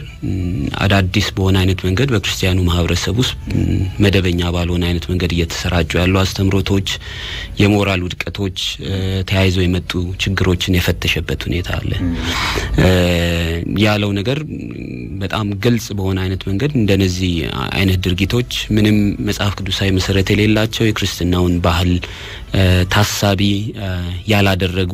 መወገዝ ያለባቸው ምንም አይነት ከለላና ሽፋን በቤተክርስቲያን በኩል ማይሰጣቸው አይነት ድርጊቶች እንደሆኑ ነው የገለጸው ለዚህ በቤተክርስቲያን በኩል እንዲህ አይነት ጥያቄዎች መኖራቸውን አስመልክቶ በቂ ግንዛቤ ያለ ማለት ነው ከዛ ባሻገር በተለያዩ ደረጃዎች ላይ ስልጠና እየተካሄደ ነው እኔ ራሴን እንደ አንድ ምሳሌ በውስጥ አንድ መጽሐፍ ጽፍ ያለው የጻፍኩት መጽሐፍ የጸሎት የንግድ ቤት የሚል መጽሐፍ ነው ለዚህ በዋነኛነት እግዚአብሔርን ማምለክ የሚባለውን መሰረታዊ ሰው ከአምላኩ ጋር ያለውን የግንኙነት አይነት ለራስ ጥቅም የሚጠቀሙ አይነት ሰዎች ወይም ሐሰተኛ የሚባሉት ሰዎች ወደ ቤተክርስቲያን ውስጥ እየገቡ መሆናቸውን የሚያመለክት የሚያጋልጥ ነውና ከዚህ ጋር እኔ ብቻ ሳልሆን ሌሎችም ሰዎች እንዲህ አይነት ነገሮችን እየጻፉ በሶሻል ሚዲያውም ጭምር እየሆነ ነው ግን በእንዲህ አይነት ሁኔታው ሰዎች መጋለጣቸው ግን እየጨመረ ነው እየቀነሰ አይደለም የለም ጥያቄ እሱ ነው ችግሩ እየባሰ ነው እየመጣ ያለው በጣም ብዙ ቤተሰብ አብዲስ ስልክ ሲቀበል ብዙ ነገር ነው የሰማው እኛም ይሄን ፕሮግራም መስራት ከጀመርንበት ጊዜ ጀምሮ ብዙ ሰዎችን ማግኘት እድሉን አግኝተናልና የብዙ ቤተሰብ ነው ትዳር እየተናጋ መሰረቱ እየፈረሰ ያለውና ምንድነው እየጨመረ ነው የመጣው ቁጥሩ እየጨመረ ነው የመጣው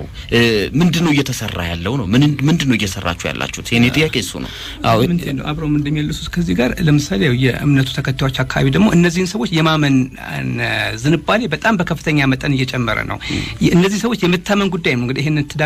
ትዳርም ደግሞ አደጋ ውስጥ እንዲገባ ያደረገውና እሱን አንድ በቅርብ ጊዜ የተደረገ ጥናትን በዋቢነት ልጥቀስና ይሄ ጥናት የተደረገው 2008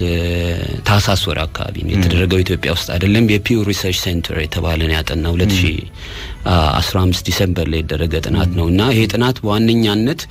ለተለያዩ ሀገራት ህዝቦች ሃይማኖት ምን ማለት ነው ምን አይነት ቦታ አለው ተብሎ ነበር ጥናቱ የተደረገውና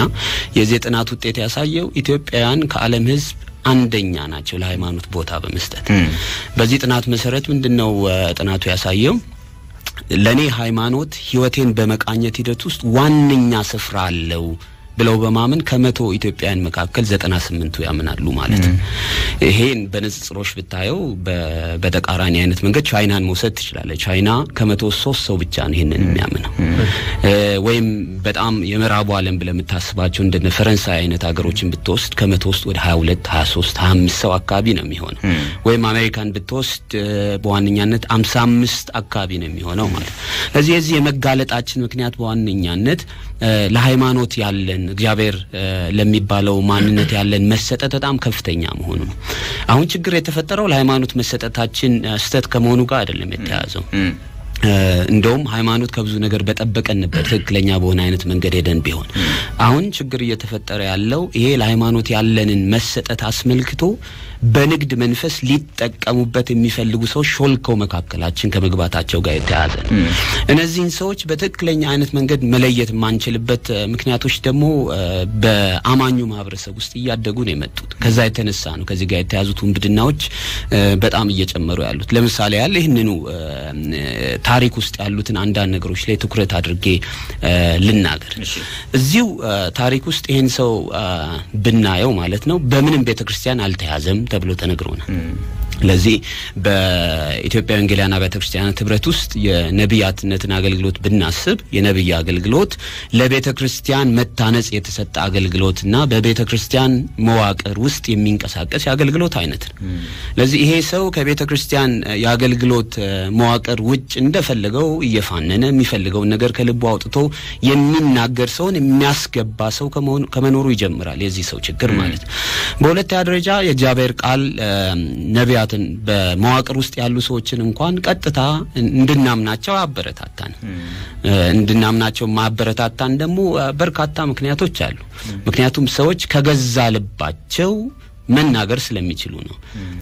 ከዛ ባሻገር መነሳሳታቸው በጣም በተሳሳተ አይነት መንገድ መናገር የሚችሉበት አይነት ምክንያት አለ። ይሄን ሰው አይተነው ከሆነ የዚህ ቤተሰብ በመፍረስ ሂደት ውስጥ በጣም ትልቅ ተጠቃሚ እንደሆነ አይተናል በታሪክ ውስጥ ማለት ነው። ለትምህርት ቤት የሚያስፈልገውን ክፍያ ከዛ ባሻገር ለኑሮ የሚያስፈልገውንም ነገር ራሱ እየሞላ ያለው ከዚሁ ቤተሰብ ምንጭ ውስጥ ነው ማለት ነው። ለዚህ ሌላው መመልከት ምንችለው የዚህን ሰው ህይወት ራሱ እንመልከት ማለት ነው። ይሄ ሰው ህይወቱ በሚተረክበት ጊዜ እሱ ራሱ ከዚህ በፊት ያገባ የነበረ ቀጥሎ ደግሞ በጣም የፈታ በሴቶች ላይ ራሱ በጣም ጤናማና አዎንታዊ የሆነ አመለካከት የሌለው አይነት ሰው ነው። ምክንያቱም እሱን የሚያውቁት ሰዎች በሚናገሩበት ጊዜ ስለ ሴቶች መልካም ነገር ተናግረው አያውቅም ተብሎ ነው የተነገረው ማለት። እነዚህ ሁሉ ምስክርነቶች የሚያሳዩት ምንድነው? አንድ ከእግዚአብሔር ጋር ድምጽ ሰማለሁ የሚል ማንኛውም አይነት ሰው በህይወቱ ውስጥ ሊተገብራቸው የማይችላቸውን ተግባራት እየፈጸመ ያለ ሰው መሆኑን የሚያመለክተን ነገር ነው ያለው ማለት። ሌላኛው እንደነዚህ አይነት መልእክት አለን የሚሉ ሰዎች እንዲመረመሩ መጽሐፍ ቅዱስ በጣም በግልጽ ያስቀምጣል ማለት። የሚመረመሩት ደግሞ በዋነኛነት ከዚህ ቀደም እግዚአብሔር ጋብቻን አስመልክቶ ከተናገረው መርህ አንፃር። ለዚህ እንደ አንድ ወንጌላዊ አማኝ በመናገርበት ጊዜ ጋብቻ ብለን ስናወራ ምንድነው ምንለው? ስለ ጋብቻ መጀመሪያ ቃል ኪዳን ነው። እግዚአብሔር ራሱ በሶስተኝነት እንደ ምስክር በዚህ ተቋም ውስጥ የሚቆምበት ስርዓት። ከዚህ የተነሳ በሚመሰረትበት ጊዜ ሁለቱ የቃል ኪዳን ተጋቢዎች እስከ ሞት ድረስ አብረን እንቀጥላለን በሚል የሚገቡት የቃል ኪዳን ኮንትራት ሁሉ አይደለም። የሆነ ጊዜ አንድ ሰው ይሄ ጋብቻ ይሰጠኛል ብሎ የሚያስበው ጥቅም ከዛ ሰውስ በሚወሰድበት ጊዜ ጥሎት ሊሄደው የሚችለው ነገር አይደለም ማለት ነው። በክፉም በደጉም ከዛ ጋር በሚፈጠሩ በማንኛቸውም አይነት ነገሮች እስከ መጨረሻው ድረስ የሚጸናበት ነገር ነው። ሌላኛው ከዚህ ጋር ተያይዞ ከቃል ኪዳን ነው ከሚለው ነገር ሌላ ደግሞ ባልና ሚስት በቤተክርስቲያን አስተምሮት ውስጥ ምን ብለን ነው የምናስበው? ልክ እንደ አንድ አካል አድርገን ነው የምንወስዳቸው ማለት ነው። አንድ አካል ናቸው በምንልበት ጊዜ በዋነኛነት ሰው እናትና አባቱን ይተዋል ከሚስቱም ጋር ይጣበቃል ብሎ ነው መጽሐፍ ቅዱስ የሚያስተምረው። ለዚህ በዋነኛነት አንድ ሰው በሚያገባበት ጊዜ ሌሎች አብሮት ያሉት የቀድሞ ትስስሮች ሁሉ ዋነኛ መሆናቸው ያቆማል ማለት። በጣም ትልቅና መካከለኛ ቦታ የሚኖረው እዛ ጋር ነው። እዚህ ትዳር ውስጥ ግን በምንመለከትበት ጊዜ በጣም ግልጽ የሆነው ነገር ይሄ ጥምረት ሲፈጠር በቤት ውስጥ እንደ አንድ አገልጋይ የምትኖር እህት ነው እያየው ያለውት ማለት ነው። ይሄንን የሚቃወም የክርስቲያን ማህበረሰብ እንደገና ቤተክርስቲያን መፈጠር አለበት ማለት ነው። በምንም አይነት ሌላ ልክ ያን ቤተሰብ እንደሚያገለግል አይነት መንገድ የምትኖር አድርጎ ሚስትን መቁጠር በፍጹም የሚፈቀድ ነገር አይደለም። ምክንያቱም መጽሐፍ ቅዱስ ቤተክርስቲያን ክርስቶስ እንደወደዳት ባል ሚስቱን ራሱ ሊወድ ይገባል ብሎ ነው የሚያስተምረው። ለዚህ ሁለቱ አንድ አካል ናቸው። በምንም አይነት ሊነጣጠሉ አይችሉም። ከገንዘብ ከሌላም ነገር ጋር የተወሩትን ነገሮች ሁሉ በመናይበት ጊዜ ግን የዚህ ነገር በጣም ተቃራኒ ናቸው። ግልጽ አይደለም። ትዳራቸው ግልጽ አልነበረም። ያየን ያለነው ነገር ይሄ ነው። ገንዘብን በተመለከተ፣ ወጪን በተመለከተ፣ ገቢን በተመለከተ እንዳንዲት ሴት ምግብ፣ ልብስ ምናምን ነገር ነው እንጂ የሚሰጣት ብዙ ነገር ይሄ ትዳር ምንለው አብሮነት ምንለውን በግልጽ ያየን አይደለም ያለ ነው። እውነት ነው። አዎ ትዳር እንግዲህ በክርስትና አስተምሮት ውስጥ አንድነት ነው። ይሄ የአንድነት ነገሩ ደግሞ አካላዊ ብቻ አይደለም። የመንፈስ ትስስር ነው፣ የስሜት ትስስር ነው። ከዛ ባሻገር ነገሮችን የመጋራት የማህበራዊ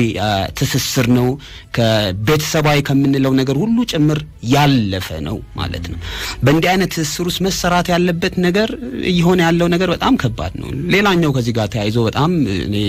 እጅግ የገረመኝ ነገር ምን አይነት ንግግር አለ ማለት ነው። ይሄ የእግዚአብሔር ሰው ነኝ ብሎ የሚያስብ ሰው ማለት ነው። በጣም ያሉት መረጃዎች የሚያሳዩት በፍጹም ይሄ ሰው የእግዚአብሔር ሰው አለመሆኑን ነው። ይልቁኑ በእግዚአብሔር ስም የሚነግድ ሐሰተኛ ነብይ ከምንላቸው ውስጥ ነው እንጂ በምንም አይነት እውነተኛ ነብይ የምንለው ምድብ ውስጥ የሚወድቅ ሰው አይደለም ማለት ነውና ይሄን ሰው አስመልክቶ በመናይበት ጊዜ በምንም አይነት የመጽሐፍ ቅዱስ ሚዛንን የሚያሟላ አይነት ሰው አይደለም። እሱ አለማሟላቱ አይደለም ትልቁ ችግር። የቤተ ክርስቲያን መሪነት የነበረ ሰው እንደሆነ ተነግሮናል ይሄ ሰው። ለዚህ መጽሐፍ ቅዱስን በደንብ ያውቃል፣ ለክርስቲና መሪዎች ይገዛል ብለን የምናስበው አይነት ሰው ሁሉ እስኪታለል ድረስ ነው የደረሰው። እጅግ የሚገርመው ነገር የማናውቀው ሌላ እንግዳ ሰው ያው በሰው በስሜት የተዋወቅነው ሰው የሆነ ቀን ቤታችን ውስጥ በተጋባዥነት መጥቶ ከዛ ጋር ለረጅም ጊዜ አብረን የቆየነው የተዋለድነው ሰው አስመልክቶ አስተያየት በሚሰጥበት ጊዜ ያን አስተያየት ልክ እንደ እግዚአብሔር ቃል እንደ እውነተኛ ቃል አድርገው የዚህ ሰው መቀበል በጣም የሚገርም ነው። እንዲህ ብለን እናስብ። ማንኛውም ሰው መቼም ግንዛቤ በሚወስድበት ጊዜ ከመረጃ ባሻገር የሚጠረጥር ማንነት ሊኖረው ይችላል። ለዚህ ይሄ ሰው ለምን ጥርጣሬ ገባበት ብለን አንጠይቅም። ግን የሰማናቸውን ማንኛቸውን ውስጣዊ ስሜቶቻችን ምናምን ከሆነ ግን ህይወታችን በጣም ትልቅ አደጋ ውስጥ ነው የሚውለው ማለት። ለዚህ የዚህ ሰው መሰረታዊ ችግር ምንድነው? መልእክት ተነገረው ያውም ሊረጋገጥ የሚችል የመልእክት አይነት ማለት ነው። አሁን በደረስንበት የሳይንስ ዘመን ውስጥ በጣም ቀላል በሆነ አይነት መንገድ የሚረጋገጥ መልእክት ባለበት ምን ሆነ ማለት ነው? መጀመሪያ አካባቢ ፈቃደኝነትን አሳይቷል። እንደሚገባኝ ከሆነ ከዚህ ታሪክ ውስጥ ቀጥታ የሆነውን ነገር ባናውቅም እንኳን ሐሳቡን ይሄ ሰው የለወጠበት ምክንያት የእግዚአብሔርን መልእክት ያመጣለትን ሰው ሄዶ ሳያናግረው አይቀርም። ምክንያቱም ይሄንን ሰው ሄዶ ቢያናግረው ያ ሰው የጥቅሙ ምንጭ ሊዘጋ ነው። ምክንያቱም ነገረ ጉዳዩ ከታወቀ ወጊድ ሊባል ነው ይሄ ሰው። ለዚህ ብቸኛ መፍትሄ ለዚህ ሰው ምንድነው የሚሆነው ማለት ነው? ይሄ ነገር እንዳይከናወን ማድረግ ነው። በጣም የሚገርመው ከዚህ ጋር በተያያዘ የተሰጠው ምክንያት ሰይጣን ገንዘቤን ሊበላ ነው ማለት እውነት የሆነ የታወቀ ነገር ባለበት ጊዜ 10,000 ብር ያህል ወጪ እንዳወጣ ሊያደርገኝ ነው ብሎ ሊያስብ ነው የሰው ማለት ነው። እንግዲህ አንድ ሰው በህይወቱ ውስጥ ሚስቱን ከተባለ ሴት ጋር አብሯት ሲኖር ከነበረ እህት ጋር ልጆች ከተዋለደበት እህት ጋር 10,000 ብርን መረጠ ማለት ነው። በሌላ ቋንቋ ማለት ይሄ በጣም ትልቅ የውድቀት አይነት ነው። ምክንያቱም በ10,000 ብር ሊጣራ የሚችል ነገርን 10,000 ብር ላድን የሚል ቅኝት ነው የምንሰማው ማለት ነው። ይሄ በምንም አይነት መንገድ ጤናማ ትክክለኛ በሆነ አይነት መንገድ የሚያስብ ሰው አመለካከት አይደለም። የሚያመለክተው ምንድነው ማለት ነው? በስነ ልቦና ተጽዕኖና ቁጥጥር ስር ይሄ ሰው በዚህ ነብይ ስር መውደቁ ነው። ይሄን የሚያመለክተው ደግሞ በጣም በተደጋጋሚ መገናኘታቸውን መቀጠላቸው፣ የስልክ ቁጥሩን በሚቀይርበት ጊዜ ራሱ ለምን ቀየረ የሚለው ነገር ጥርጣሬ እዚህ ሰው ውስጥ አለመፍጠሩ በሆነ አይነት መንገድ የተጽዕኖ አካል እንደሆነ የሚያሳይ ነው ማለት ነው። እንዲህ አይነት ነገሮች እንግዳ አይደሉም እንደተባለው እኔ ራሴ በጣም ምሰማቸው በርካታ ነገሮች አሉ። ቅድም አንድ አድማጭ እንዳለው ማለት ነው ካፋታ በኋላ ያገባ ሰው ሁሉ እንዳለ ሰምቻለሁ እኔ ራሱ ማለት ነው። ለዚህ እነዚህ ነገሮች መነሾ በጣም በርካታ ነው። በእንዲህ አይነት ጊዜ የአማኙ ማህበረሰብ በጣም ታሳቢ ማድረግ ያለበት ነገር እንደ ክርስቲያን ምንና ሰማናቸው ምንላቸው ማንኛቸውም ነገሮች ከዚህ ቀደም የእግዚአብሔር ቃል በነገረ ጉዳዩ ላይ ካስተማረው ነገር ጋር በተቃርኖ ሊሄዱ አይችሉም ምክንያቱም እግዚአብሔር በማንነቱ ዛሬ ላይ የሆነ ነገር ነገ ላይ ደግሞ ሌላ ነገር የሚናገር አይነት አይደለም ለዚህ እንዲህ አይነት ነገሮች ማድረግ ብንችል እንደ ማህበረሰብ መፍትሄ ይኖርናል ብዬ አስባለሁ በጣም ነው ማመሰግነው እንግዲህ አድማጮቻችን እስከ 11 ሰዓት ድረስ እንቆያለን ከናንተ ጋር መልእክታችንን እየተቀበላችሁ እናንተ ማሳብና አስተያየቶቻችሁን እያደረሳችሁን ነው ከልብ አመሰግናለሁ ማርሸት መልእክት ታሰማንና ተመልሰን እንመጣለን መልካም ጊዜ ይሁንላችሁ አለው ያው ጸበል ነው ደርሼ እመጣለሁ አለችኛል ድንገት ተነሳለ ፈቀድኩላት አለ ሄደች ቆይታ መጣች ከተወሰነ ጊዜ በኋላ ግን ካንተ ጋር መኖር አልፈልግም ነው ያለችኝ አለ ምን ነው ብዬ ደነገጥኩኝ ልጆች ወልደናል ባለቤቴ ናት ረጅም አመት ከ10 አመት በላይ አብረን ቆይተናል ምን ነው ምንድነው ምናምን ብዬ ስጠይቃት አይ በህልም በራእይ ይሄ ሰው ያንተ አይደለም ተብሎ ተነገረኝ በሴት ስም ነው ነገረችኝ አየሁኝ ድምጽ ሰማሁኝ ስለዚህ ያንተ አይደለም እየተባልኩኝ ካንተ ጋር መኖር አልፈልግም ብላ ሙሉ ለሙሉ ነው ፍቺ የተፈጸመው በዚህ ሁኔታ በጣም በሚያሳዝን ሁኔታ በጣም የምወዳት የማከብራት የልጆቼ ባለቤት ናት በዚህ ሁኔታ ፍቺ ተፈጽሞ አሁን ተለያይተን ያለነው ልጆቼም ተበትነዋል ነው አንድ ጊዜ እኔ ጋር ሌላ ጊዜ ደግሞ እሷ ጋር እየሄዱ ነው የሚኖሩት ብሎኛል እንደው እንዲህ አይነት ነገሮችስ እንደው ተገቢ ናቸው ወይ ቤተክርስቲያን በዚህ ጉዳይ ላይ ምንድነው እየሰራች ያለችው ትዳር ይሄን ያክል የቀለለ ነገር ነው ወይ ምክንያቱም እኛ በጣም ትዳር መሰረት ነው ብለን ነው የምናስበው ለሀገር መሰረት ነው ነገጧት ለዚች ሀገር ሰርተን የማንጨርሰውን የቤት ስራ እንዳናሳድርላት አሁን ትውልድ ላይ መስራት አለብን ብለን እናምናለን አሁን ቤተሰብ ላይ መስራት አለብን ብለን እናምናለን ግን ይሄ የምናከብረው ትልቁ ተቋም ቤተሰብ በእንደዚህ አይነት ምክንያቶች እየፈረሰ ነው ለበልዚ ደግሞ ከቅርብ ጊዜ በኋላ ሃይማኖትን ሽፋን ያደረጉ እምነትን ሽፋን ያደረጉ የሚመጡ ነገሮች ናቸው እየበዙ ያሉት አሁን የሰማነው ነገር እንደዛ ነው አሁን ደግሞ አሁን ምነግርህም ተመሳሳይ ጉዳይ ነውና በህልም በራእይ የተገለጠልኝ ነገር ነው ያንቺ አይደለም ባለቤትሽ ተብያለሁ ስለዚህ ካንተ ጋር መቀጠል አልፈልግም ነው ያለችውና ምንድነው እስኪ ትዳር ምንድነው እንደዚህ አይነት ነገሮችንስ በቤተክርስቲያን እንዴት ነው እናንተ ያስተናገዳችሁ ያላችሁት እንደ አንድ መምህር እንደ ቤተክርስቲያን አባል እንደ መጽሐፍ ቅዱስ አዋቂም ልንለው እንችላለን እሺ አመሰግናለሁ በእውነት የሰማነው ታሪክ እጅግ በጣም አሳዛኝ ነው ግን ይሄ ታሪክ የመጀመሪያ እንዳልሆነ አሁን ከምናያቸው ከሚመጡት መልእክቶችም ሆነ እንደገና በአገልግሎት ላይ በመናሳልፍበት ጊዜ በተደጋጋሚ የምንሰማው ነገር ነው በጣም አሳሳቢና መንግስትም አብያተ ክርስቲያናትም ትኩረት ሰጥተው ሊሰሩበት የሚገባ ነገር ነው ምክንያቱም ያው ትዳር የሀገር መሰረት ነው የቤተ ክርስቲያንም መሰረቷ ትዳር ነው ከትዳር የተነሳ ነገር ነው ወደ ቤተ ክርስቲያንነት የሚያድገው የሚወለዱ ልጆች ናቸው የቤተ ክርስቲያን አባላት የሚሆኑት የምንወልዳቸው ልጆች ነው ወስደን ቤተ ክርስቲያን የምናስጠምቀው እንደገና ደግሞ ነገ ደግሞ በቤተ ክርስቲያን ውስጥ ደግሞ ወደ አገልግሎት የሚሄዱትም ከዚሁ ትዳር የሚወጡ ሰዎች ናቸው ልክ እንደዛው ሁሉ ሀገርም ብትሆን ከትዳር የሚገኝ ፍሬን ነው የምትጠቀመው ነገር ዛሬ የሚወለዱ ህፃናት ነገ የሀገር ተረካቢዎች ናቸው ስለዚህ ትዳር ላይ በደንብ ትኩረት ተደርጎ ሊሰራ ይገባል እንግዲህ ትዳር ብዙ እንቅፋቶች እንዳሉት ሁሉ ዛሬ ደግሞ እንዳነሳነው አይነት ሃይማኖትን ከለላ አድርገው የተለያየ የማሳሳትና ትዳርን የማፍረስ ስራ የሚሰሩ ቅድም በተጠቀሰው የሃይማኖት ክፍል እንዳለው ሁሉ አሁን ደግሞ እንዳነሳው አንዳንድ ጊዜ በዚህም በኩል በስተት ሲፈጠር እናያለን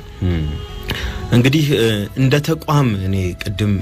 እነሱም ሲገልጹት እንደሰማሁት እኔም እንደው እንደ አንድ የቤተክርስቲያን አባል እንደማምነው እንደ ተቋም መፋታትን እንደ መመሪያ አድርጋ ቤተክርስቲያን አልተመሰረተችም በተለይ እኔ በቤተክርስቲያን ውስጥ ከልጅነት ጀምሮ ስመለከት ቤተክርስቲያን ጋብቻን እያንዳንዱ አባሏ እያንዳንዱ ምእመን እንዲያውቀው አድርጋ የማሳደግ ልማዱ አላት ለምሳሌ በእኛ ቤተክርስቲያን ሰባቱ ሚስጥራተ ቤተክርስቲያን የሚባሉ አሉ ከነዛ ውስጥ አንዱ ስለ ጋብቻ ነው ጋብቻን ማንኛውም የቤተክርስቲያን አባል እንዲያውቀው ጋብቻ ክቡር እንደሆነ እንደውም ቤተክርስቲያን በጣም አጽንታ በተክሊል በቁርባን ታጋባለች ነገር ግን ቅድም እንደተነሳው በተደጋጋሚ አሁን እየተሰማ ያለው ምንድነው አንዳንድ ጉዞ ተብለው በተለይ ከሚኬዱ ቦታዎች አንፃር እና እንዲሁም ደግሞ በህልምም በራእይም ተገለጠልኝ ከሚል መነሻ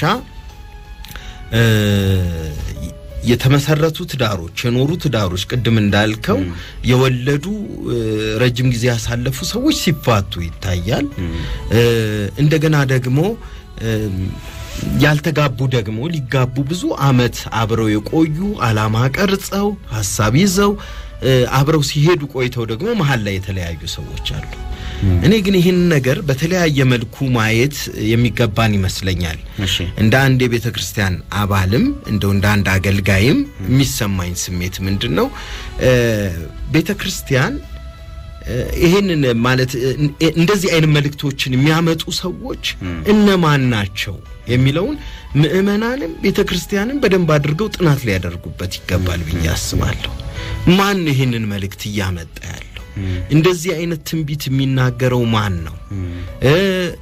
ራእይ ህልምስ የሚባለው ከየት ነው ምክንያቱም መጽሐፍ ቅዱስ በጣም ግልጽ አድርጎ አስቀምጦልናል ስለ ትዳር ሚልኪያስ ላይ ፍቺን እጠላለሁ ብሎ ነው እግዚአብሔር የተናገረው ስለዚህ ፍቺን የሚጠላ አምላክ ተፋቱ ብሎ በህልም አያሳይም ፍቺን የሚጠላ አምላክ የፍቺ ራእይ አያመጣም ስለዚህ በህልምም ሆነ በራእይም ሆነ በተለያየ መንገድ እንመልከት ከየት ነው ማለት መቻል አለበት ስለ ትዳር በጥልቀት ሐዋርያው ቅዱስ ጳውሎስ ጽፏል ግን ስለ ትዳር በጥልቀት የጻፈው ሐዋርያው ቅዱስ ጳውሎስ ከዛው ጋር አያይዞ ደግሞ ፍቺን በጣም እየተቃወመ ጽፎልናል ከዛ በተጨማሪ መጽሐፍ ቅዱስን አክብረን እንድንኖር መጽሐፍ ቅዱስ ስለ ትዳር የሚለውን ስለ ተለያዩ የህይወት ክፍላችን የሚለውን ብቻ ተከትለን እንደ መመሪያ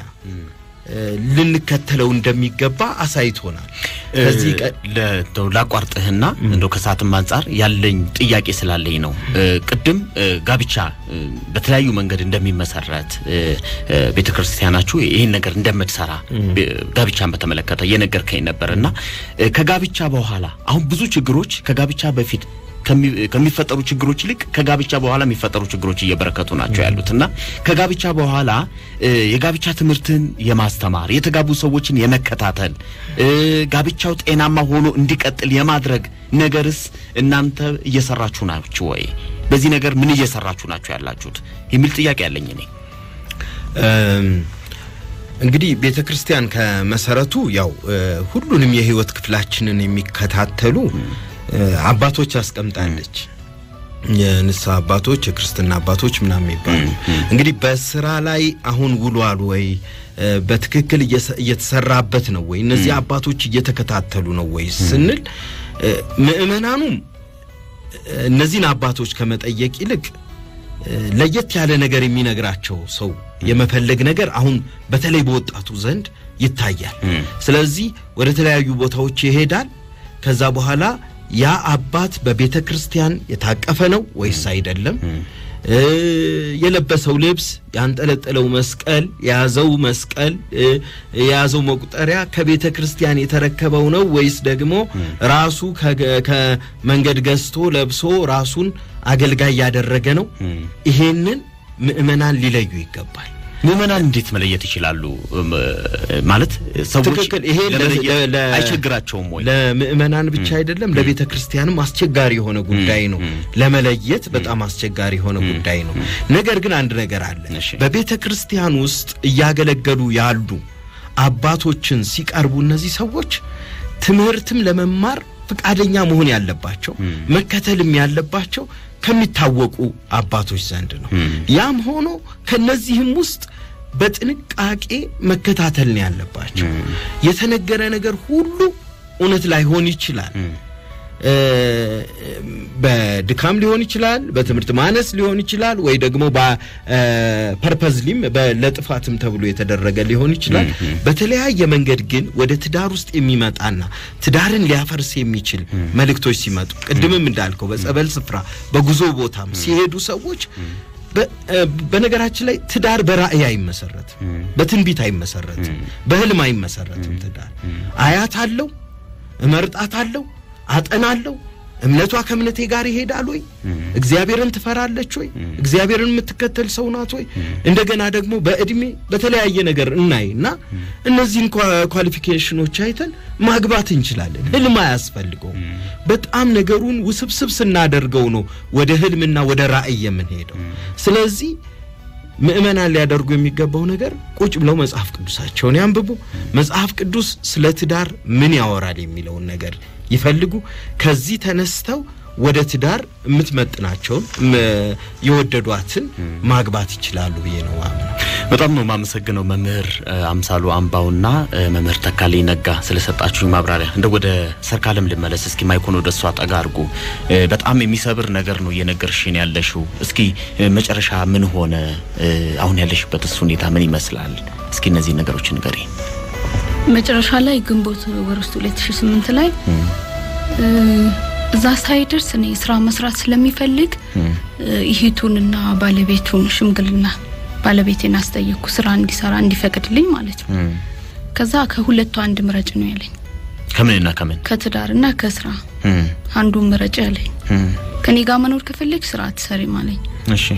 ወደፊት እኔ ብር ካገኘ የግላችን ስራ ነው ምን ሰራ እንጂ ተቀጥረሽ አትሰሪ ማለኝ ተመረቀሻል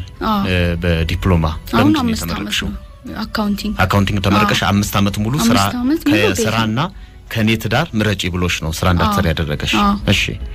ስለዚህ ግዴታ ከስራ ትዳር ይሻላል ብዬ ልጆችን እሺ ቁጭ አልኩ እሺ ከዛ መስራት ስለምፈልግ መማር ስለምፈልግ ደግሜ ጠየቅኩ ግንቦት ወር ውስጥ እኔ በመስራቴ ምንድነው የምትጎዳ የሚጎዳ ከሆነ ለመተው ማለት ነው ምንድነው የምትጎዳ እኔ 500 ብር ደሞዝተኛ ብቀጠር በትንሹ ማለት ነው 500 ብር ማንንም በነፃ አይሰጠኝም አንድ ነገር ቤቴ ውስጥ ሸፍንልኛል ምንድነው ያንተ ችግር ብዬ ስጠይቅ እንደፈለግሽውኝ ብሎ ነው የመታኝ ሂጂና እንደፈለግሽውኝ ብሎኝ መታኝ አፍንጫዬ ውስጥ ደም እስከንፈስ ነው የመታኝ አንቀን ከዛ ጀምሮ አኮረፈኝ በቃ ሲያኮርፈኝ ከሳምንት በኋላ ለምንኩ ነው ይቅርታ ብዬ ማለት ነው አንተ ማትፈልገው ነገር ስለጠየቅኩ ይቅርታ አድርግልኝ ብዬ ጠየቅኩ እሱ ማይፈልገው ስራ ስለሆነ ማለት ነው ማይፈልግ ነገር ስለጠየቅኩ እና ይቅርታ ላደረገልኝ ኩርፋው ቀጠለ እንደዚህ ሐምሌም ናሴም ሰኔም በኩርፋው እንተንበል አለ ከዛ አስፔዛ በፊት ለኔ ነበር የሚሰጠው ሰው የሚመጣ እንግዳም ካለ ለኔ ነበር የሚነግረው ደውሎ ከዛ አስፔዛ በቃ አስፈላጊ ነገር የኔ ቦታ ላይ ሂቱ ሰጠ የሚያስፈልገው ነገር ብርም ለሱ አይሰጣል ለህቱ የቤት ውስጥ የሚሆነው ማለት ነው የሚፈልገው ነገርም ቡናም ቢሆን የፈለገ ነገር ለሷና ለሰራተኛ ነግራል በቃ ከኔ ጋር ምንም የቤት ውስጥ እንደሌለ ሰው ነው የሚቆጠረው ከኔ ጋር ምንም ንግግር የለው ከዛ አጋጣሚ ወንድሙንኛ ጋር መጥቶ ነበር ከገጠር ሌላ ማለት ነው ለሱ ነገርኩ አሁንም ያኮረፈኝ ብዬ ለሱ ነገርኩ እሱ አናገር ውጪ ሲያናገር አይኔ በቃ እግዚአብሔር ጸጋውን አበስቶልኛል እንደዚህ ይኖራል አለኛል ከዛ ደግሞ ጠየቀሱ ደግሞ ስጠይቅ አንድ ክፍል ውስጥ ገብቶ ነበር የሚያወሩት ከዛ እኔ ያዳመጥኩ ነበር እኔ ወስኛለሁ አለኝ እሱ አታውቅም እንጂ ብዙ አመት ነው እኔ ካቀድኩት ከሷ መለየት እሷ ግን አታውቅም አለኝ እና አቅዶ ከሆነ እኔ ራሴን እንድችል ዛሬ እዚህ ጋር አቅዷል አይደለም ከኔ መለየት እኔ ራሴን እንዳልችል ለምን ያረጋኛል ቤት ውስጥ ቢያንስ እኮ ያን ጊዜ እኔ ስራ እንዲሰራ ፈቅዶልኝ ዛሬ አልቸገርም ነበር ከዛ በቃ ወስኛለሁ ሲል ከአቅሜ በላይ ነው እንቢ ያለኝ ሲል ወንድሙ ለቤተ ክርስቲያን ሽማግሌዎች ነገርኩ አሁን ደግሜ ናይ ቤት መጥቶ ሲጠይቁ በቃ እስከ መቼ እኔ ላይ ጭቃውን እየጠረገች ትኖራለች አለ እና ፍቺ በኔ አልጀመረም እግዚአብሔር እኔን በነጻነት እንድኖር ነጻ ወጥቶኛል አለ በነጻነት መኖር ነው ፈልጎ ብሎ ሾማግሌዎችን አላናገርም ብሎ ወጣ ከቤት ከዛ ውጪ እነሱ አገንቶ ሲያናገሩት አንድ ወር ላስብበት አንድ ወር ስጡኛለ አንድ ወር አንሰጥም አንድ ሳምንት አስብና አላማከን ንገር ሲሉ አንድ ሳምንት እኔ መውጣት ፈለኩ በቃ ከዛ በኋላ ከቤት ማለት ነው አልፈልግም ወስኛለሁ ከሷ መለየት ካለ በኋላ እኔ መሄድ ፈለኩ ወደ ቤተሰቦቼ አንድ ሳምንት ቆይ ስላሉኝ ብቻ ሾማግሌዎች የቤት ቆየው ሳምንቱ ቀኑ ደርሶ መጡ ሾማግሌዎች የቤት ሲመጡ አልመጣም እሱ ሰዓት ተቀጣጥሯል ቀኑን ያውቃል እነሱ እንደሚመጡ ያውቃል ስልኩን ዘግቶ ጠፋ ወደ ቤት አልመጣም እስከ ከሁለት ሰዓት በኋላ ሄዱ ከቤት ጠብቆ ማለት ነው እነሱ ሲወጡ ዛው አካባቢ ነበር እነሱ ሲወጡ ገባሱ ከዛኔም ያን ቀን ቤት ለቅቄ ወጣው በቃ ለመጨረሻ ጊዜ ከቤት ለቀሽ ወጣሽው በዛን ቀን ነው ማለት ነው ልጆቼን ትቼ ወጣው ነው ማታችሁ ፍርድ ቤት ሄደ ወጥቼ ምን የከሱ መለየት ስለማልፈልግ ቤተሰቦቹንም ጠራው የሱ ቤተሰቦቹን መጥቶ የኔም ጠየቁ ደጋግሞ እኔ ከወጣም በኋላ እንትን አላሉም የቤተክርስቲያን ሾማግሌዎች ደጋግሞ እየጠየቁ ነበር ከሱ ቤተሰቦች ጋር ጎረቤትም ጠይቆ ነበር እንደውም ጎረቤት ሲጠይቃቸው ጎረቤት ሄዶ ባለቤቴን ሲያናገሩ እህትዮ ስታናገሩ ነው ባሌን እህትዮ ስትናገሩ ታረቅ ብላ ስትቆጣ እኔ በቃ ስራው በጣም ያስጠላኛል ከሷ ጋር መኖር አልፈልግም ሲሉ ልጅ ይሰማ እሺ እና አሁን እኔ ጋር እኔ አሁን ልጅ ይጠይቀኛል እንደዚህ ምንድነው ስራሽ ብሎ ልጅ ሰምቶ ነው እሱ እንደዛ ሲናገር ሰምቶ ነው ልጅ ባባ